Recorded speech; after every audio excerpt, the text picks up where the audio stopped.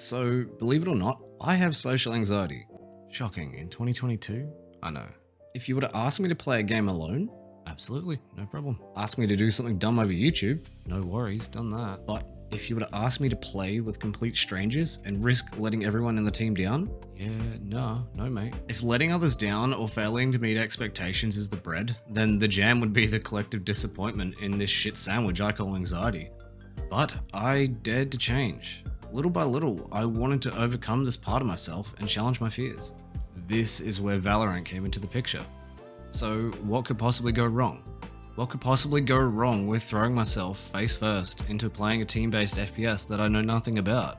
Besides my potato aim. This is the start of that story. The baby steps.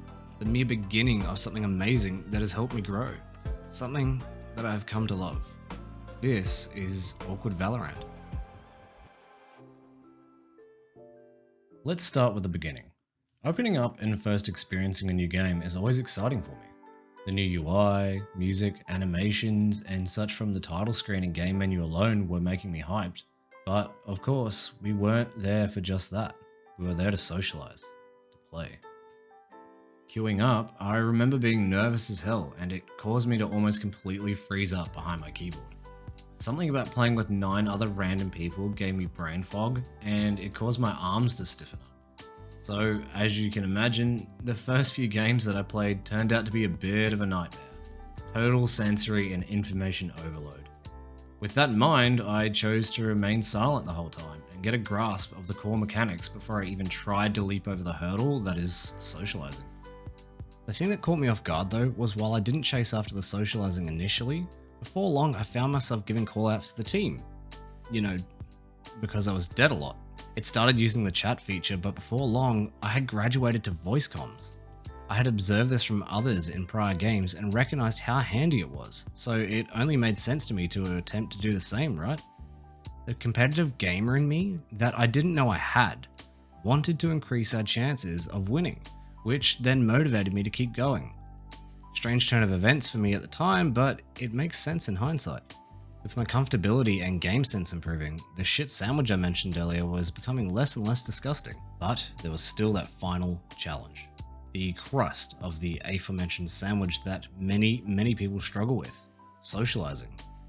This was easily the hardest step for me to take, but I had come so far and this was my goal after all. So there was really only one thing for me to do. I had to press my V key, stone the fuck up, and talk. Lobby opens up.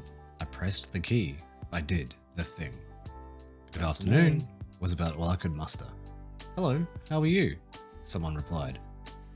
Good, thank you. A little tired. How about you? What the f***? Conversation started flowing, others chimed in, and wouldn't you know it, small talk was being had. Holy shit, what a sense of relief that was. I mean, it wasn't a mind-blowing conversation, but goddamn, it felt like a weight was off my shoulders. I did this several more times when entering new lobbies. Sometimes getting nothing, sometimes getting little more than like a hello or callouts, and sometimes I was getting reactions that I absolutely didn't expect. I believe in you, Safi. Hey, Safi, I'm proud of you. Thank you. This was it. I was doing it. I was socializing. I'll state now that I wasn't, and I'm still not great at it, but at least I could bring myself to do it now. I was elated, excited, ecstatic, exhilarated, chuffed, thrilled, overjoyed, whatever. I could talk. I could move forward. That nasty crust was so much less of a problem now. Hell, the whole damn shit sandwich was starting to seem like a non-issue. Things were looking good. And that is where the story ends for now.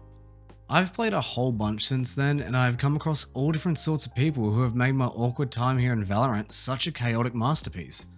I've made some truly heartwarming friends, met some incredibly talented people, hilarious folk, and just as many people who have had to have been muted. But even then, I have no regrets.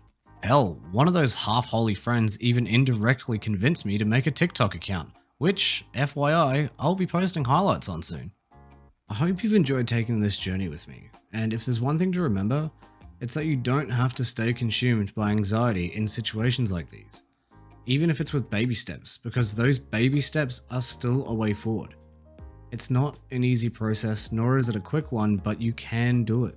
I would like to say that many people have impacted me during my journey, and I would like to thank them all. While I would never say that I'm cured of my social anxiety at all, throwing myself into these awkward Valorant situations with you guys have certainly helped me build a foundation, one of which I can use to move forward each and every day. So thank you all, I truly appreciate you. I'm sure I'll say this 1,000 times, but it needs to be said. Dude, I'm having so much fun. This game has helped me open up so much.